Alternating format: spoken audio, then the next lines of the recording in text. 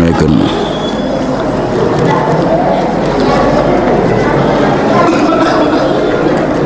Tes. Nih. Bismillahirrahmanirrahim. Assalamualaikum warahmatullahi wabarakatuh.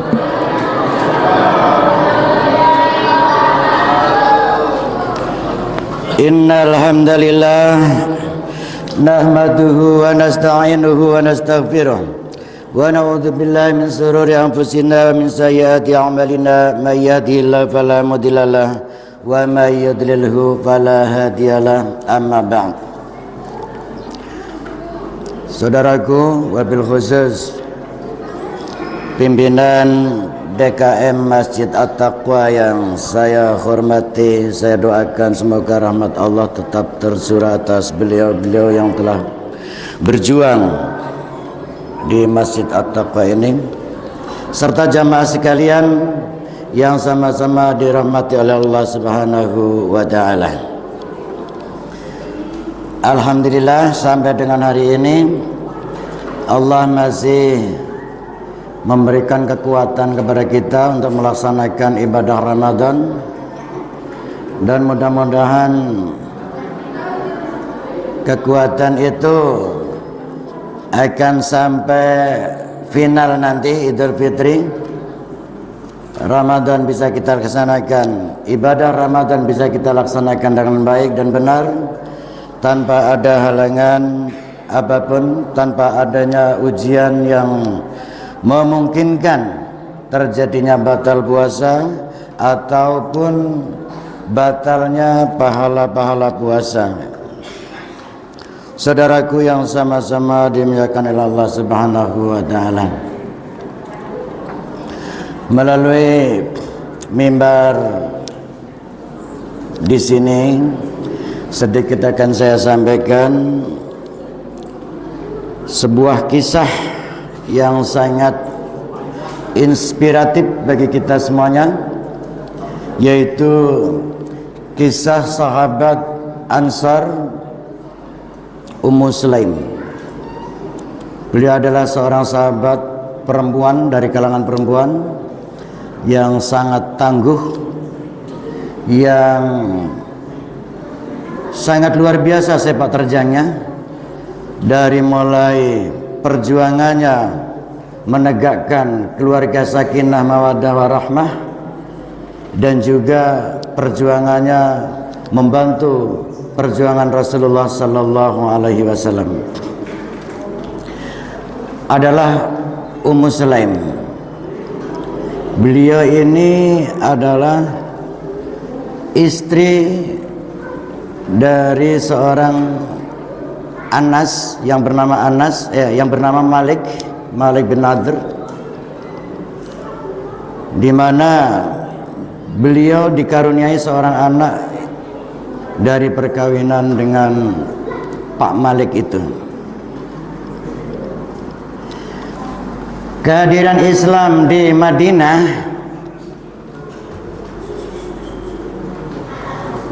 membuatnya langsung tertarik dengan konsep Islam yang ditawarkan oleh Rasulullah SAW,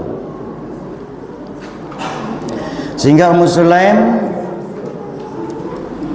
menjumpai para sahabat Nabi yang sudah terlebih dahulu datang ke Madinah, bertanya tentang Islam, bertanya tentang bagaimana konsep Islam.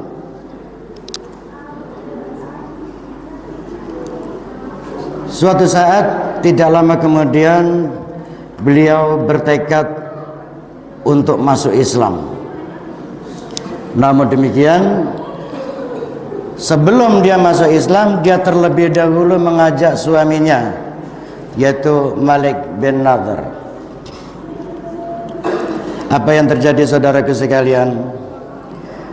Suaminya Malik bin Nadhr lebih kuat mempertahankan agama yang dipeluknya dari nenek moyangnya, sehingga Ummu Sulaim bertekad untuk masuk Islam sendiri. Walaupun tentu ada goncangan-goncangan jiwa karena suaminya tidak mau mengikuti untuk masuk Islam. Beberapa waktu kemudian anaknya Ummu Sulaim, anak semata wayangnya ini juga ikut masuk Islam. Nah, disinilah Malik benar-benar tergoncang jiwanya. Istrinya masuk Islam, anaknya masuk Islam. Padahal Islam pada waktu itu adalah agama yang sangat dibenci oleh Malik. Maka dari itu Malik bin Nadhr memutuskan diri untuk keluar dari rumah dan pergi untuk tidak kembali lagi. Saudaraku yang sama-sama dimuliakan oleh Allah Subhanahu wa taala. Dalam perjalanannya sebagai seorang muslimah yang gigih belajar tentang al-Islam, yang gigih ikut membantu perjuangan Rasulullah, pada suatu waktu Nabi Muhammad SAW menghadapi perjuangan-perjuangan yang luar biasa, sehingga para ummahatul mukminin, para ibu-ibu rumah tangga, suami-suaminya, istri-istrinya sahabat Ansar rela menyumbangkan harta bendanya. Emas yang dipakainya diserahkan kepada Nabi untuk perjuangan Islam. Tabungannya dibongkar untuk diberikan kepada Rasulullah sebagai modal perjuangan. Akan tetapi Ummu Sulaim sebagai janda dengan anak satu yang masih butuh banyak biaya, beliau tidak mampu ikut andil dalam bentuk materi, dalam bentuk uang, emas, untuk ikut bersama-sama ibu-ibu yang lain membantu perjuangan Islam. Namun demikian saudaraku, apa yang terjadi? Ummu Sulaim dengan anak satu-satunya itu, yaitu Anas justru diserahkan kepada Rasulullah untuk membantu perjuangan Rasulullah, untuk melayani kebutuhan-kebutuhan Rasulullah. Ini justru pemberian yang sangat luar biasa, yang tidak bisa dinilai dengan hanya sekedar emas, perak atau tabungan yang disampaikan kepada Rasul, tapi anak semata wayangnya yang dia berikan kepada Rasulullah SAW untuk menjadi pelayannya, kasarnya untuk menjadi budaknya. Kini Ummu Sulaim hidup seorang diri, seorang janda hidup sendiri. Akan tetapi itulah jalan pilihan yang sangat luar biasa. Ummu Sulaim punya tekad yang kuat, punya keyakinan yang hebat. Saya hidup sendiri tidak mungkin akan diterlantarkan oleh Allah. Allah yang akan membantu saya, Allah yang akan menolong saya, dan Allah yang akan melindungi saya. Biarkan Anas tumbuh kembang besar bersama Rasulullah SAW. Saudaraku yang sama-sama dimuliakan oleh Allah Subhanahu wa taala, bisa kita bayangkan seorang anak semata wayang dari seorang janda, di mana biasanya anak itu akan menjadi tumbuhan harapan. Dengan harapan anaknya cepat kerja, cepat mendapatkan jodoh, kemudian bisa membantu orang tuanya. Inilah barangkali yang ada dipikirkan mayoritas di antara kita. Akan tetapi pilihan yang luar biasa itu diambil oleh seorang sahabat yang hebat yang bernama Ummu Sulaim. Ummu Sulaim takdirullah, qadarullah, tidak lama menjanda setelah Anas diserahkan kepada Rasulullah SAW. Tidak lama dari penyerahan Anas kepada Rasulullah, datanglah seorang kaya raya, Abu Talhah, yang akan meminangnya, yang akan melamarnya, melamar Ummu Sulaim radhiyallahu anha. Begitu Abu Talhah datang ke rumah Ummu Sulaim dan menyatakan untuk melamarnya, Ummu Sulaim dengan tegas mengatakan,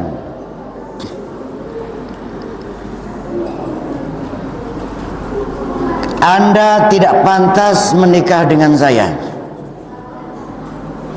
karena Anda masih musyrik, sedangkan saya sudah menjadi orang yang beriman. Pernyataan yang luar biasa sekali. Keimanan lebih dipilih oleh Ummu Sulaim daripada seorang calon suami ditambah memiliki harta yang berlimpah, tapi dia tetap memilih keimanan. Anda tidak pantas untuk menikahi saya karena saya sebagai orang muslimah dan Anda statusnya sebagai seorang musyrik. Beberapa hari kemudian Abu Talha datang lagi ke rumah Ummu Sulaim dengan pernyataan yang sama. Jawaban Ummu Sulaim tidak jauh berbeda dengan jawaban yang pertama. Kata Ummu Sulaim, sesungguhnya Anda itu tidak layak untuk ditolak saat melamar seorang wanita. Namun demikian, Anda belum menjadi seorang muslim. Disinilah kelayakan, studi kelayakan antara kami dengan Anda. Kami seorang muslimah, Anda orang musyrik yang tentu tidak bisa untuk bersatu dalam satu keluarga. Abu Talha masih kurang percaya sebetulnya dengan kalimat itu, sehingga dia mempertanyakan lebih tegas lagi, sebetulnya apa sih yang kamu minta? Kata Abu Talha, apa sebetulnya yang kamu minta? Kembali Ummu Sulaim mengatakan bahwa saya tidak akan minta emas, permata, perak dari kamu, tidak minta harta benda dari kamu. Cukup engkau masuk Islam sebagai pemberian dalam pernikahan nanti, atau disebut dengan maharnya. Cukuplah engkau masuk Islam sebagai mahar pernikahan kita. Maka dari itu, rupanya Abu Talha sudah memiliki keinginan yang kuat, di samping memiliki kekaguman dengan pendirian seorang wanita yang sangat luar biasa, yang keyakinannya tidak tergoyahkan oleh harta dan benda. Akhirnya nanya kepada Ummu Sulaim, terus bagaimana cara bisa masuk Islam? Datanglah engkau kepada Rasulullah yang akan memasukkan kamu sebagai seorang muslim. Saudaraku yang sama-sama dimuliakan Allah Subhanahu wa taala, keputusan yang sangat luar biasa Ummu Sulaim. Yang pertama, meninggalkan suaminya yang masih kafir. Yang kedua, menyerahkan anaknya untuk membantu Rasulullah. Yang ketiga, berani menolak calon suami yang masih belum seagama, belum seiman, rahmat Allah hadir kepada Ummu Sulaim dengan nilai yang tidak ternilai lah, yang sangat luar biasa sekali. Yang pertama, Anas, yang nama lengkapnya berarti Anas bin Malik karena bapaknya Malik. Anas bin Malik seiring dengan perjalanan waktu menemani Rasulullah, membantu Rasulullah, menjadi pelayan Rasulullah. Akhirnya beliau menjadi seorang sahabat yang sangat luar biasa. Beliau adalah Anas bin Malik yang sukses mengarang kitab-kitab yang sangat fenomenal yang bisa kita baca, yaitu kitab Al-Muwatta. Kumpulan hadis kitab Al-Muwatta itulah hasil karya besar Imam Malik, yaitu tadi Anas bin Malik, seorang anak janda dari Ummu Sulaim. Selanjutnya Abu Talha yang begitu dulunya sebelum menikah dengan Ummu Sulaim itu seorang musyrik yang tentunya menjadi musuh-musuh para sahabat, musuh Rasulullah. Kemudian setelah menikah dengan Ummu Sulaim menjadi pejuang yang tangguh, sampai harta kekayaannya habis untuk perjuangan Islam bersama Rasulullah SAW. Inilah saudaraku sekalian yang sangat luar biasa. Intinya apa saudaraku? Kesimpulannya bahwa ternyata kecintaan kita sebagai hamba Allah kepada Allah dan Rasulnya itu semestinya dinomorsatukan, menduduki peringkat pertama dibanding dengan cintanya kepada cinta-cinta yang lain. Mencintai bapaknya, mencintai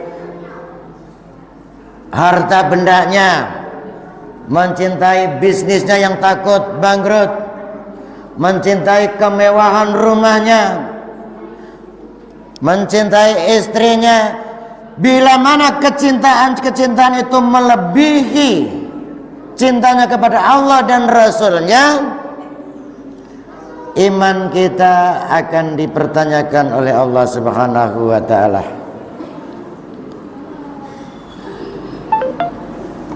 Iman kita akan dipertanyakan oleh Allah Subhanahu wa ta'ala. Bisa jadi kita termasuk orang yang fasik, orang yang fasik, orang yang berdosa besar. Kita sebetulnya kalau berbicara tentang itu punya malu ya. Rumah kita bagus-bagus semuanya, nggak cuma satu. Kita masjid kita dari zaman dulu nggak pernah bagus. Ini sebetulnya patut dipertanyakan kepada diri sendiri.